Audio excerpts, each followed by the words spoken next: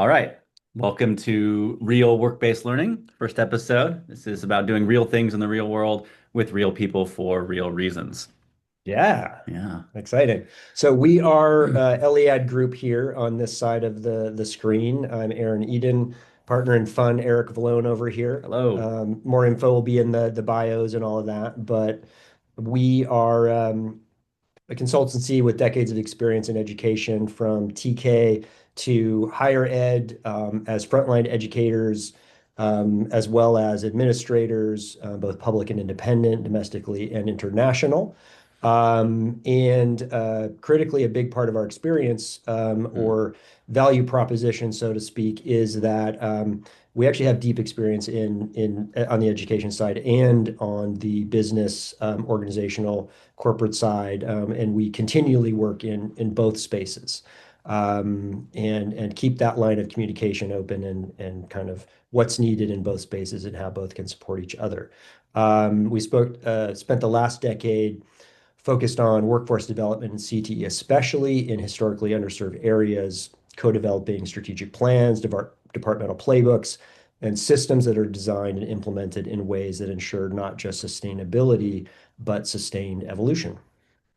Yeah. Thanks, Aaron, for that. And I think what's kind of probably most relevant for today's topic and this podcast really is, we're here to help where we can support people to catalyze that next level, that next chapter of development, right? There's often kind of desires, hopes, dreams, plans, and then how do we really kind of get them in motion and get them working? So we're hoping some of the conversation today can help spark some of that for anyone and really break through those constraints that so often pile up, getting in the way of those hopes and dreams.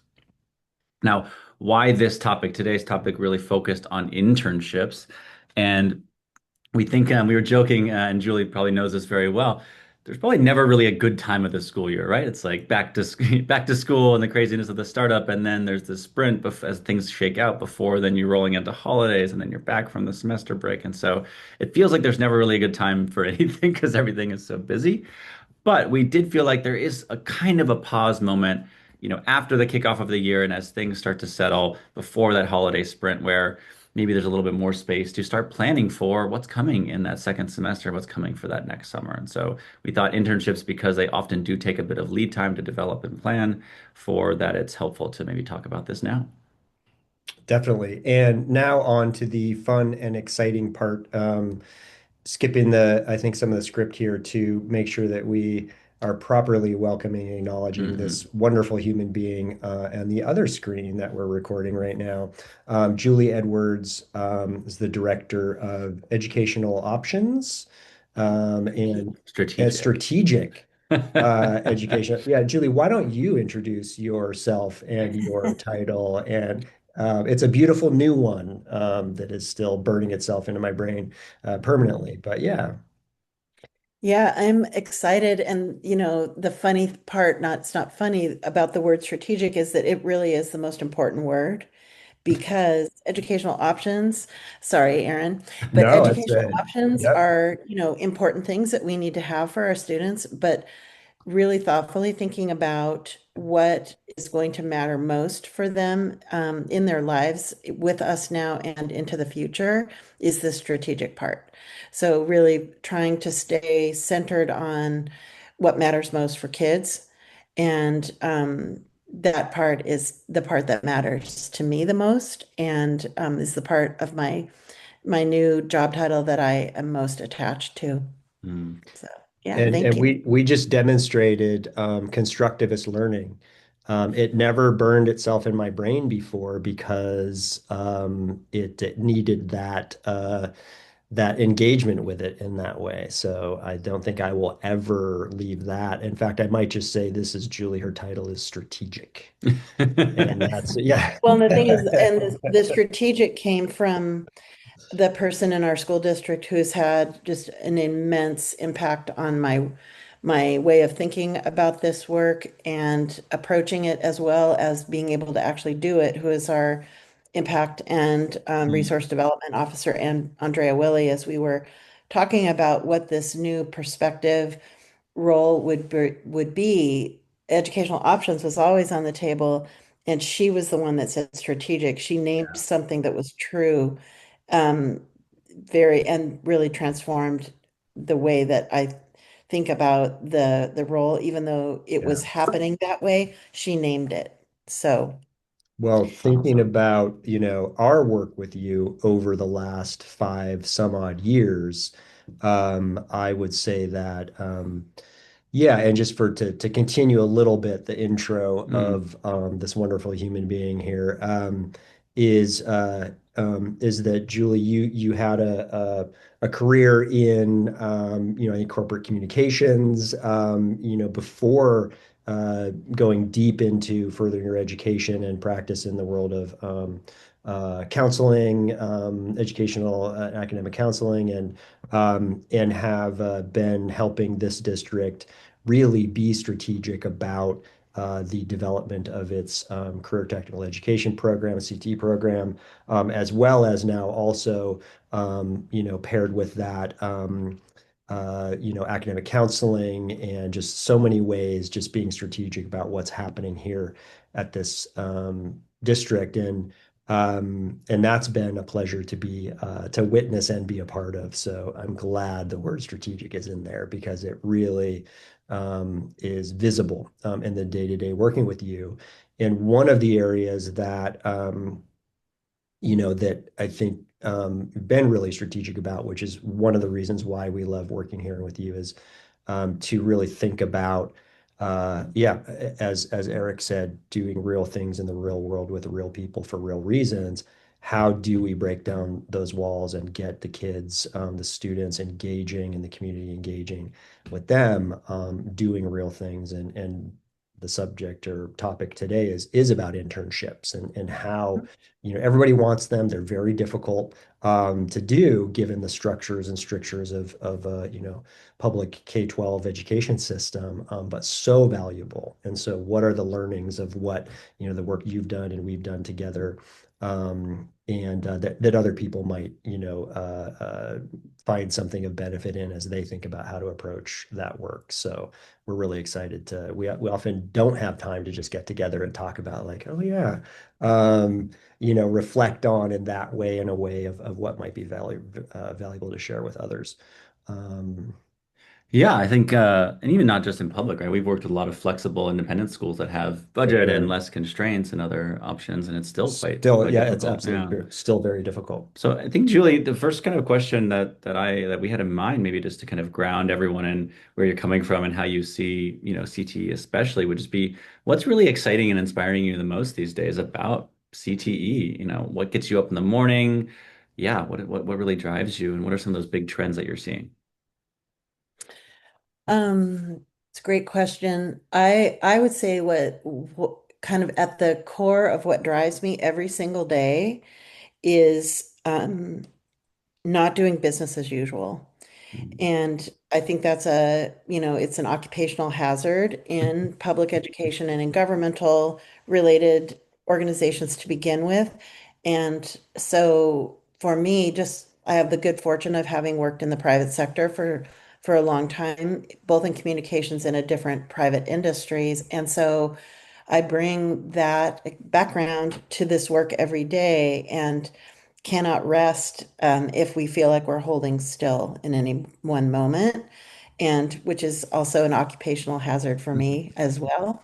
But nonetheless, I feel like um, the sort of the work ethic of the private sector combined with the conviction of equity-based initiatives within K-12 public education is it's like a catalyst for me um, of commitment to the work and to creating opportunity for kids, to inspiring their educators that things can be that Mm, they never imagined we could pull off before, or even thought of necessarily, and that there is no bad idea.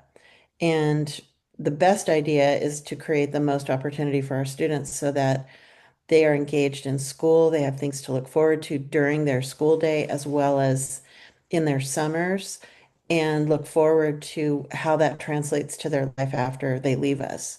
We only have them for a short while, and most of that time they're learning how to learn.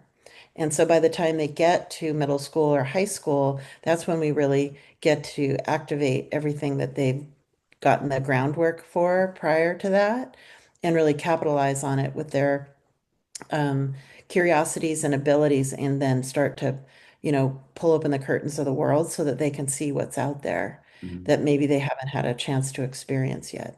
And in our community, because we're in a rural area on the central coast of California, we're not in a city. We don't have that kind of industry all around us, although it is not so far away and the opportunities are great. So, in order to bring that world of work closer home so that kids can activate and imagine what things might look like that isn't at their doorstep necessarily, is that's what brings me to work every day, Mm. is to help make those opportunities tangible, visible, and accessible. Yeah. Thanks for sharing that, Julie.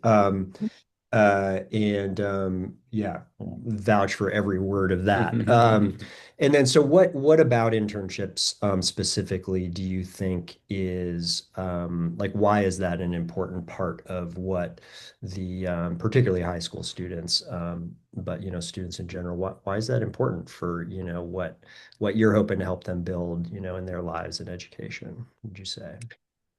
I would say, probably one of the biggest things is harkens to what you just talked about, real work-based learning, real work, real places, real experiences, but it's giving context for everything they're learning in school, that all of a sudden it's not just a standalone subject. They can see why being a good writer makes a difference in the workplace and what opportunity that cracks open, or developing a love of math because they can see it in an applied setting versus in a more artificial setting.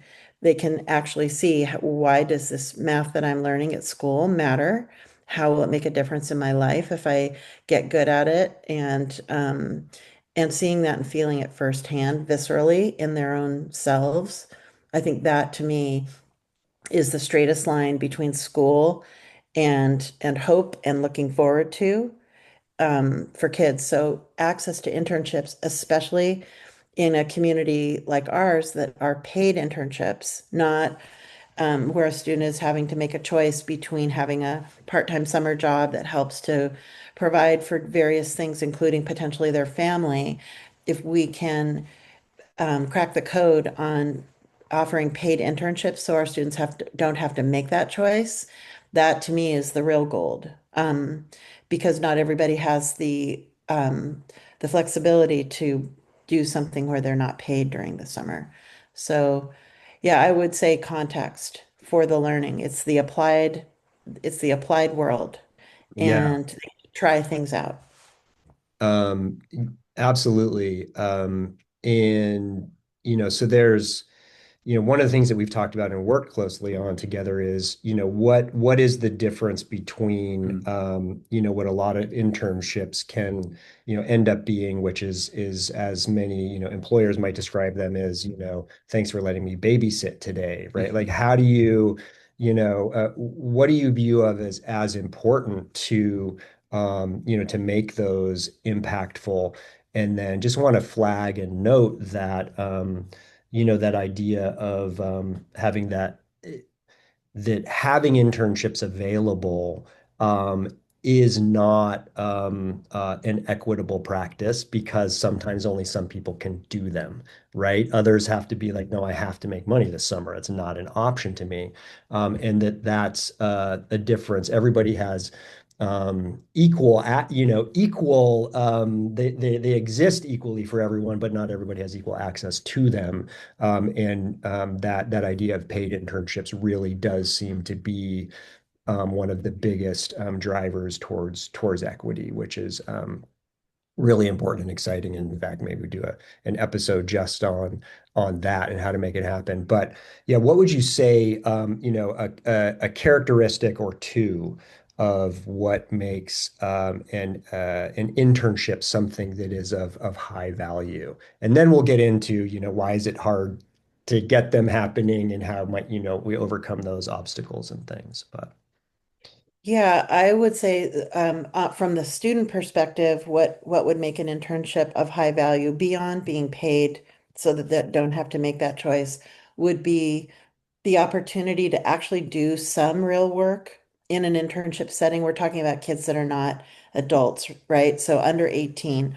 So there's some limitations around what kids can do in the workplace depending on the industry. So for example, in a healthcare setting, there are privacy laws and different kinds of things that a student that isn't an adult would not be able to actually do, but could potentially witness and possibly do some prep with the employer toward that thing that they're going to be observing. But excuse me. So I would say having real experiences, not just making photocopies or doing endless amounts of database record keeping research. I know in the past kids that, have had internships that many years ago where, it was considered to be kind of free labor in the workplace. And believe me, we're grateful for the opportunities to have our kids in a real workplace. And not every job is, 100% fun all day long and 100% engaging all day long. We know that. But just so that it isn't that a steady diet of that and not enough of the other, the real stuff. So I would say real applicable work experience, the opportunity to see things that they may not be able to put their hands on, but that they can see and understand that with certain amount of education and certain other things being different, that they could see themselves doing that work. Um, and then also the people that are hosting the internships, the employers, having adults in that workplace that also understand the importance of having those students in their midst and what the kids bring to them and what they can provide. So both parties understanding what they bring to the table and how it's all valuable and that isn't, as you mentioned, babysitting or that an intern got thrust upon an employee that didn't really want anybody. So I would say an engaged employer is a big part of the equation, and not every employer knows how to be engaged without maybe having some help understanding what that could mean. So that's our responsibility too, is to make sure that the prospective locations and people understand the impact of what they're going to be providing and what the student can bring to them and the meaning and depth of what they're being able to provide the student so that there you sort of set that relationship up before it even starts that and then just the deep appreciation to the employers for their willingness to have under 18s in their midst for weeks at a time every day. Yeah. Thanks. And there's that whole complexity earlier, at least in the state of California, right, where there was a law passed that required fingerprinting of everyone in a workplace, and realizing then that all the pushback meant that no one's going to do internships or even potentially field trips if you're trying to get everyone background checked and fingerprinted before a walkthrough. And so Right. it's been interesting to kind of see how, there's support and focus from kind of state and other government agencies to really push on this and help make it happen, but also there's still kind of speed bumps in that process. And so, yeah, I'm curious, what are some other examples of points of friction, right? Like what makes this so difficult? What are some areas where it gets really, slow or hard? Tricky. Yeah, tricky. That's a good word. So I would say, referring to what you just mentioned, some legalities. Hmm. There could be some legalities around liability or privacy or, who is carrying the insurance for the student to be in that space. Um, the confidentiality in some cases, depending on the industry, proprietary things that they might see or Hmm. experience, or confidential matters if it's a legal practice or if it's in a health setting, various places. So I'd say those could be things that could probably be worked through with some conversation and some protocols around that as long as both parties understand what's possible and allowable.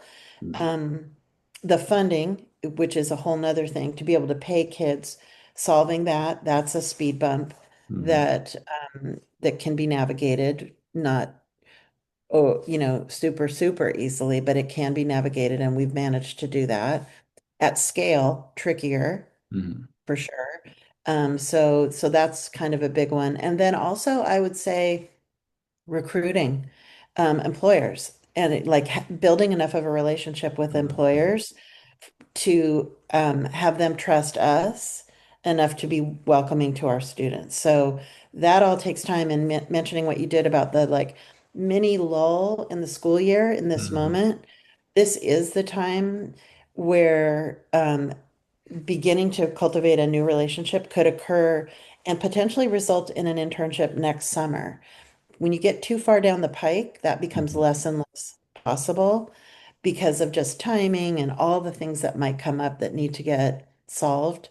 So this is kind of the sweet spot, Mm. um, because there's a little, I don't want to say there's ease, but there's a Mhm. little ease and a little runway in Mhm. order to pull it off. Um, so yeah, I would just say relationships, building the recruitment Mhm. pipeline for the placements, legal issues, financing, and those are the biggies, honestly.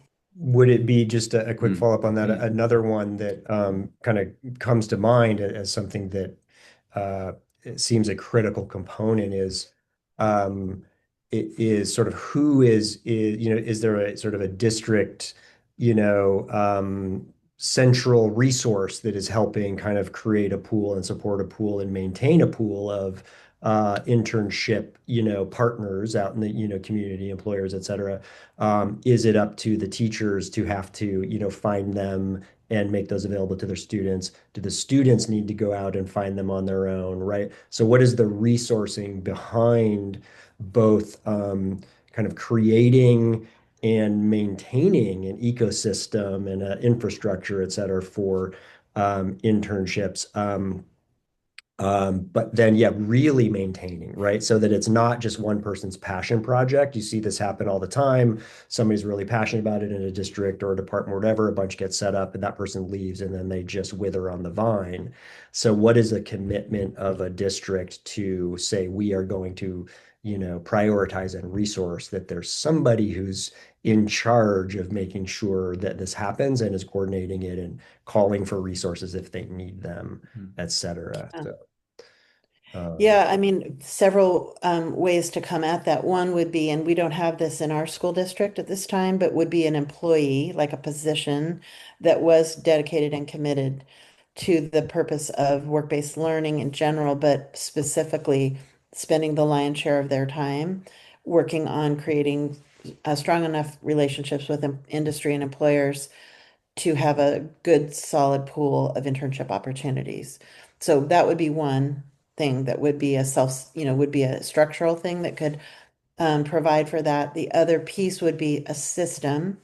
So, for example, we built a system based on a set of technology that, even though it's not a human, it is a repository of interested parties, and it's growing over time, that we use that system to maintain strong relationships with our partners. And that is a work in progress, of course, but just like any relationship needs to be have care and feeding.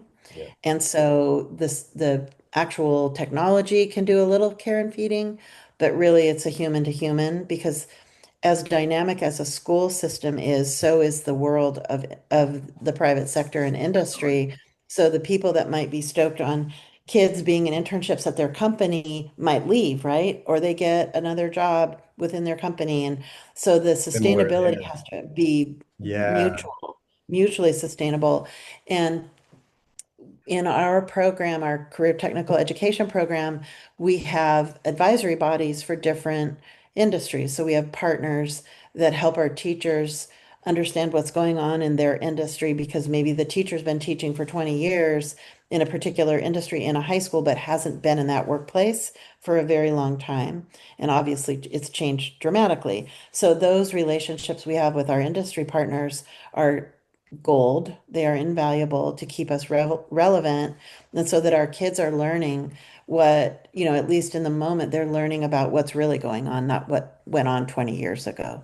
And with the rapidity of change in the world, with AI and all of the things, I mean, it's a flash in the pan what we're doing right now. So our most important work around that is to help our students be lifelong learners and understand that the world is not holding still. In fact, it's just going faster and faster and faster.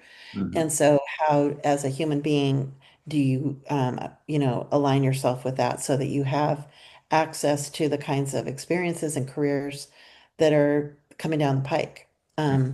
So yeah, I think those would be two things: a system to support it, humans on both ends of the equation that care about it, that it's meaningful to, and potentially a corporate commitment to it on both sides too.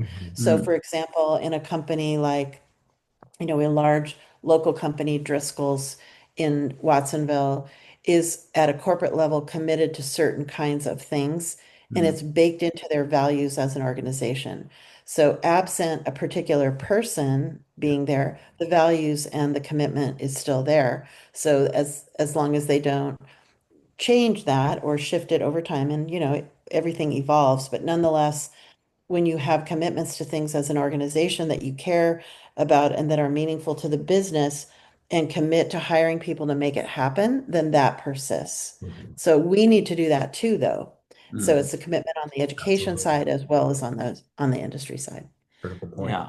What that makes me think of is, so we mentioned kind of difficulties from the provider side. They want to make sure things are legal, it's going to be useful, it's going to be valuable, right? What does this look like? How do I start it? There's kind of some questions there. There's obviously on the district or the educational organizational side in terms of how do we set this up? How do we build and maintain those relationships? How do we sustain them over time? Also legality and compliance from your side too, right? So there's that. And then I think the third leg is obviously the student. And you're mentioning kind of the world's changing so fast. And it's like imagine how many extracurriculars did kids have, 15 or 20 years ago, right? Let alone further back. And then all these other constraints and or opportunities, frankly, for their time and where that attention can go, whether that's, productive or, potentially seen as less productive in other ways. But, kids are just being kids. So who are we to say? But there's just so much going on. So, breaking through into their Mhm. overloaded schedules and carving out that time, whether it's just from other educational opportunities or like you mentioned, some people just have other responsibilities for their families or for other reasons. So yeah, those are those three angles. And I'm curious for you, what have you been seeing that's really working, whether directly in your district with others that people that you're talking to in related districts and places? You know, yeah, how are you solving for some of those challenges? The challenges of having placements and having committed partners in terms of, is that what you Yeah, I mean? mean, you mentioned that system that you have to try to track that Yeah, and yeah, support those over time. yeah. I'm just curious for some of those other challenges, let's say like the student angle, right? Getting students excited and Hmm. carving out Hmm. time, or Yeah. other pieces of the puzzle. Yeah, what else is kind of really going well for you? What kind of big learnings or lessons that you might have for other people who are kind of listening or reading later? Yeah, I would say, it's keeping our teachers enthused as well. And we have a Mm, community of practice for our CTE teachers that is an ongoing, I think we're in year 4. It's an ongoing engagement around the things about CTE that are kind of ubiquitous around engaging students in the learning that they will need when they hit the real, so to speak, real world of mm, work as well as higher ed after high school. So the human skills, the ability to be on time and to be able to solve a problem in a productive way, navigating team conflict potentially. But so I would say our teachers are excited to provide classroom learning environments that mimic some of the things kids will experience in the workplace and also bring the workplace to the classroom. So, having professionals from industry in their classrooms, either as guest teachers or someone to come in and talk on a certain topic. Also getting kids out of the classroom and onto buses and onto the work site and seeing what that looks like. mm, We have a partner not too far down the road, Joby Aviation, and just welcomed, hundreds of our students over the last 3 years to experience their manufacturing facility and see all of the incredible things that are going on there. And kids come back and they've seen that. And like I mentioned earlier, the connection to their classroom learning becomes more real in that moment. But also then some of the approaches to learning at school, project-based learning, in particular, starts to mimic some of that, and they understand that there's a connection between what it looks like in the world of work and what they're doing at school.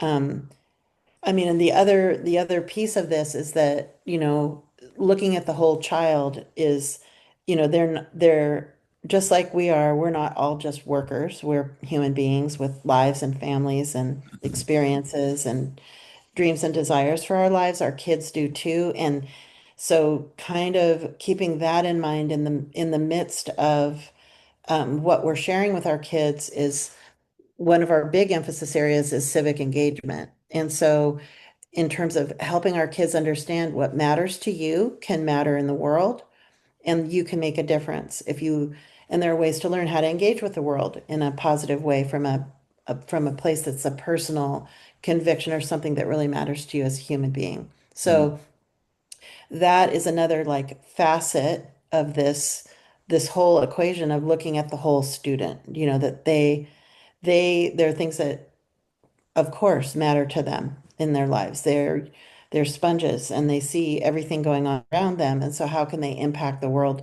in a positive way? And that's through civic engagement as well as the work that they might do in the future. That makes me think of two actual internship provider kind of conversations or approaches we've kind of been talking about recently. One of them was that provider kind of from the engineering side that was saying, hey, these are the sorts of things we're looking for in students, and ones that have competed in these kind of build a electric kind of go-kart sort of competition or other sorts of things that are project based, right? There's time, there's budget, there's kind of team roles and responsibilities. It's very practical and much more kind of related to how actual world of work works, right? And I think that was one that made me think of when you were speaking. The other one was the fact that I think you were kind of can tell us a little bit about how you really approach vetting internship providers for this past summer for some of your student opportunities. It wasn't just, are they the right industry? Are they the right size? Are they willing to jump through the hoops right with us and all of that? It was also kind of an informational kind of get to know on a personal level. Who is this provider? Are they here for the right reasons? How are they thinking about not just, you know, having the students do some work for them that they've had in the backlog for a while, but really focused on those, those other skills, those soft skills, those human skills, those things that we know are going to matter all the more, as the world keeps changing, especially and more things are done by AI agents and not people. And so, Mhm. yeah, can you tell us a little bit about how do you kind of, when you're having a conversation with a potential provider, what are those signals you look for? How do you suss out? How do you get a sense of, what, this is not just going to be an okay in experience, but hey, something about how this person is talking about what they're going to offer the students is really going to make this pretty special. Yeah, as a being in education and the fact that we are working with kids that are not adults, number one is safety, obviously, and you alluded to that before. And Mhm. thankfully, the regulations around the how many people need to be fingerprinted and background checked in an organization changed. I mean, that original plan would have it was going to shut the whole thing down. No Mhm. way. So the way that it got shifted, then, we can check the box of is this a safe, environment for the student to be in, but then also meeting with the providers in person. So not not just, sign up to be an internship provider, but let's meet and talk. It's almost an interview process, honestly. It's like sharing our motivation for the desire to partner and then learning from them about why this would be meaningful to them as an organization would be a part of answering what you just asked about Yeah. how do we know, you know, um, Are there things that people have and said to you, like, sorry to jump in, but just curious, like to kind of yeah. fill in the color of the conceptual outline, paint the picture a bit more. Like, can you think of a conversation you had, an example of where someone said something or something about that conversation just struck you and you're like, okay, this is going to be a really great opportunity. Mhm. Pretty much, I would say to several organizations basically said this is part of our mission as an Mm, organization.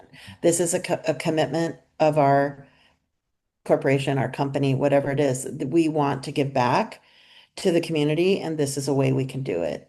So that to me is a big indicator mm, of of a good fit mm. because it does inconvenience them to a certain degree. They're hosting young people who are maybe very unfamiliar to the working environment, the professional working environment. Yeah. So it's on them and us, but on them, they're the ones on the front line with the student every day Hmm. for, however long that internship lasts to help.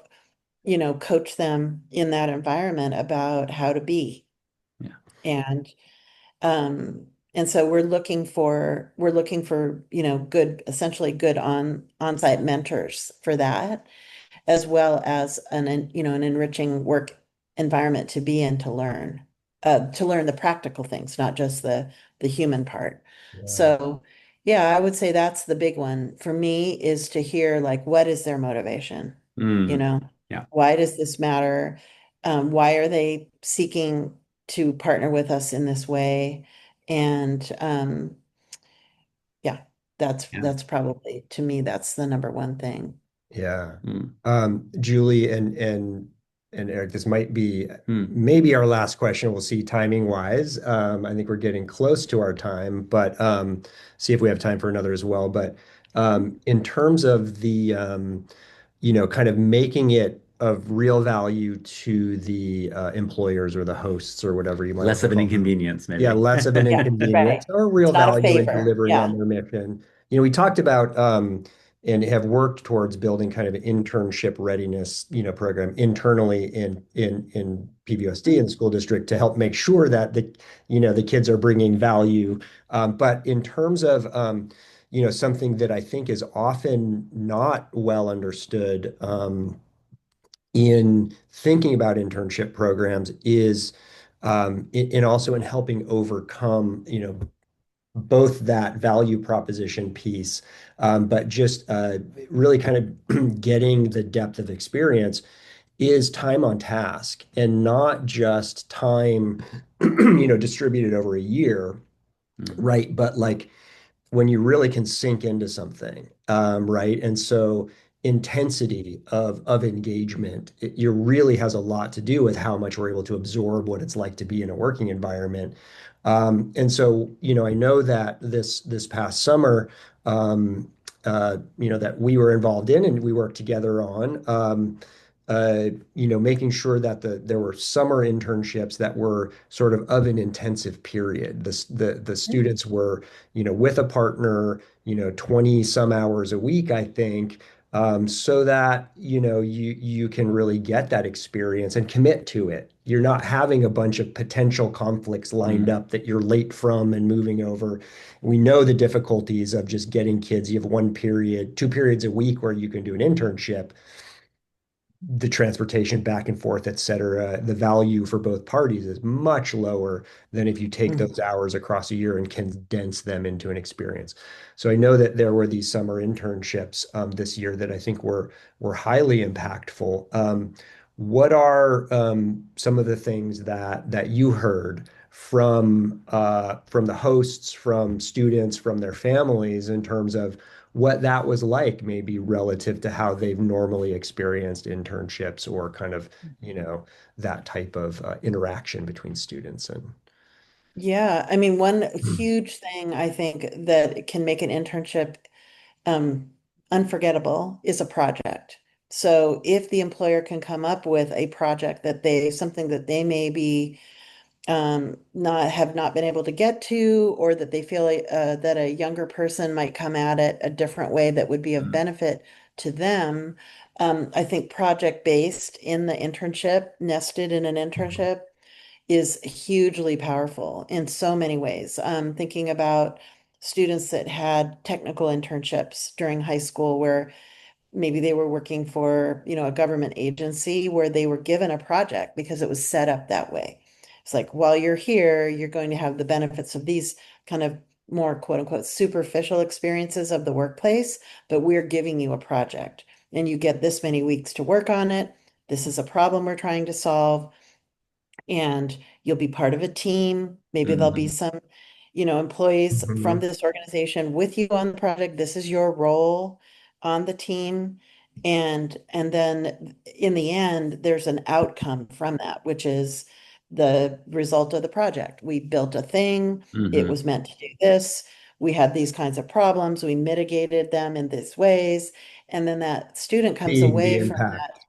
yeah, they see the Yeah. impact, and it becomes something they can write about in a Yeah. college essay.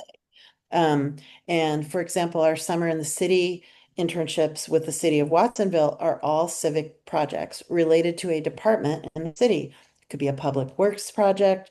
It could be a project at our municipal airport, any number of things, but the students are working with a head of a city department who assigns them a project, just like you would Mhm. if you were an employee, but with plenty of help Yeah. and plenty of resources. Like, what Yeah. do you need to do this project? Let us know. And then the student can think about what that's like. And they're not, off on their own in a corner. They're working with others.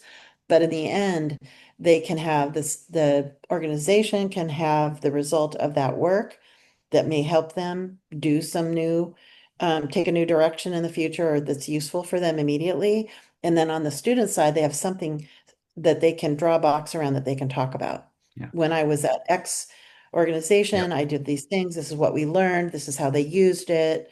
These are the skills I applied in that setting. And it, becomes an incredible like self-efficacy experience for the student Yeah. because they did something real that mattered and that they could then see themselves as being a contributor in an organization that they hadn't had a chance to do that before.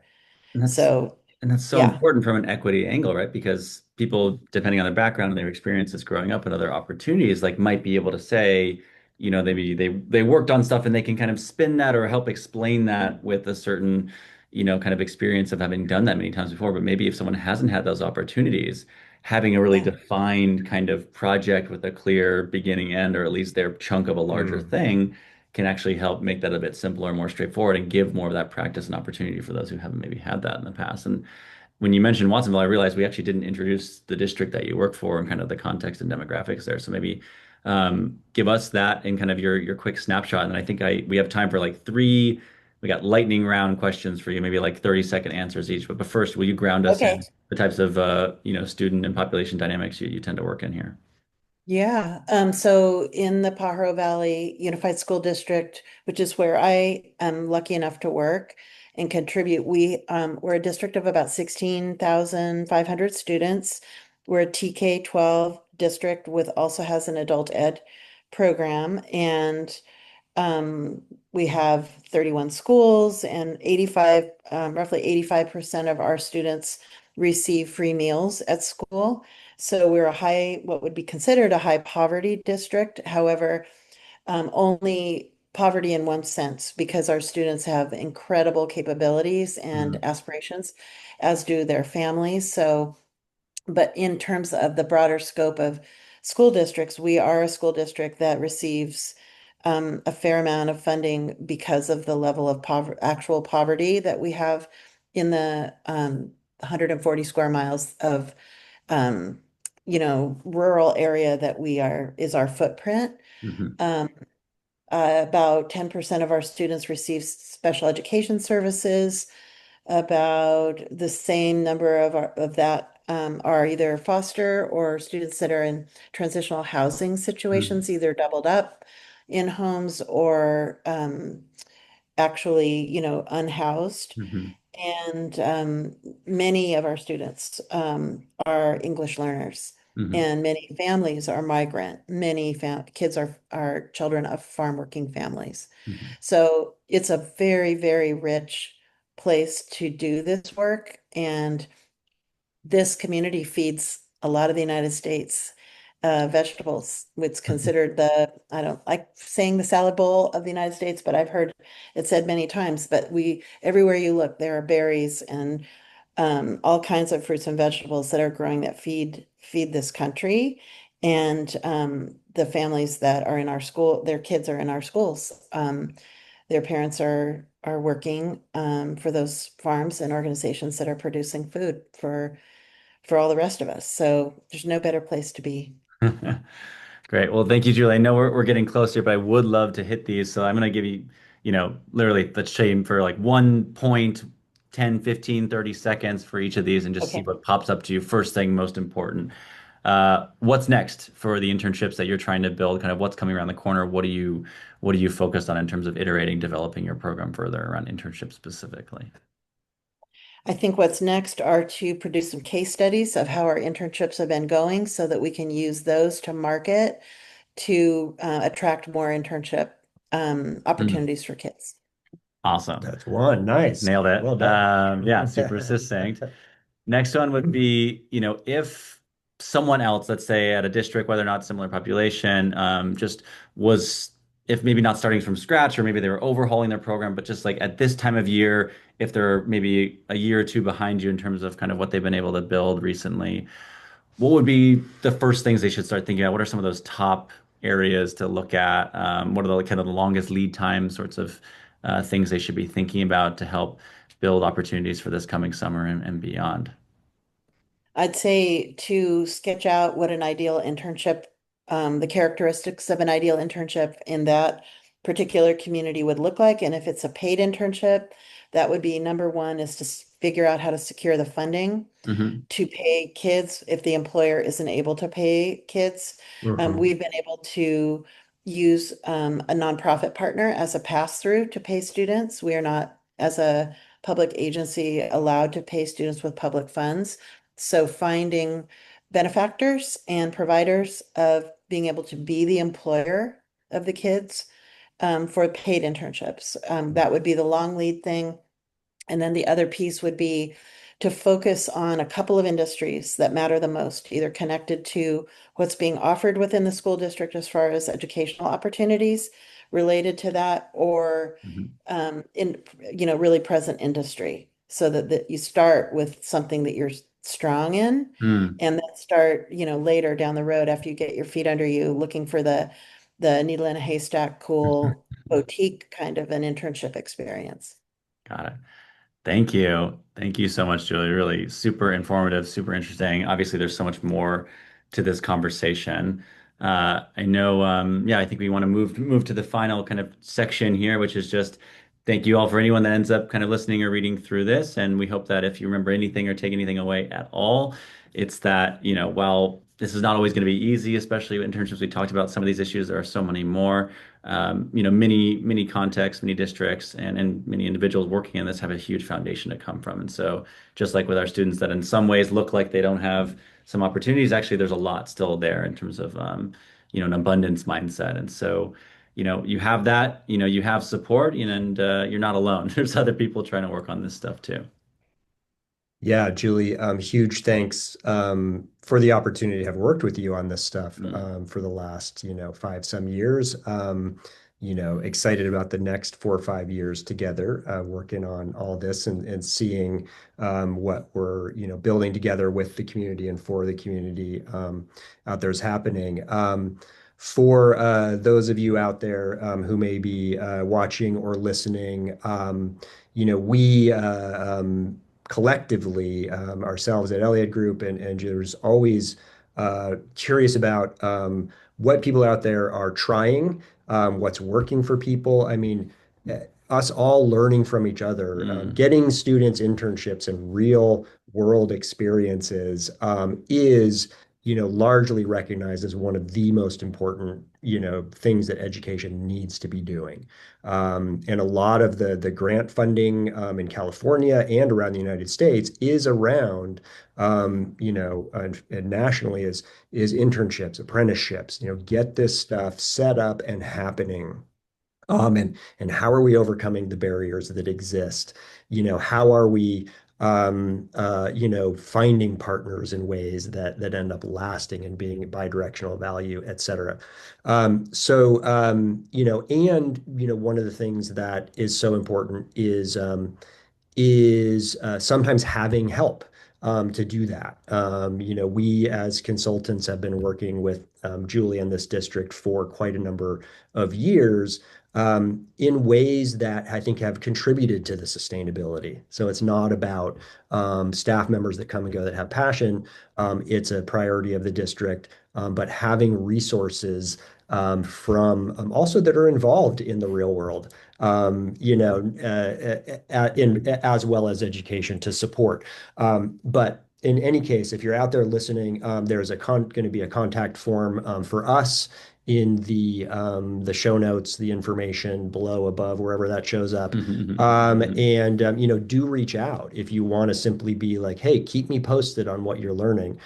We are learning a lot together, right, Julie, about like, wow, if we get nonprofit fiscal sponsor in the community to be the ones that are able to do the payment to the kids, to handle the liability so that the employer is like, wow, I don't have to do that stuff. I can just, sign an agreement with this nonprofit and then kids show up and I get to fulfill my mission and all of that. And I don't have to talk to my lawyers about how to set up the liability structure was a huge piece of the success of the work this summer, I think, right? And something that we're really looking to expand on. So just those little learnings that we can all share with each other. Reach out if you want to talk with us. And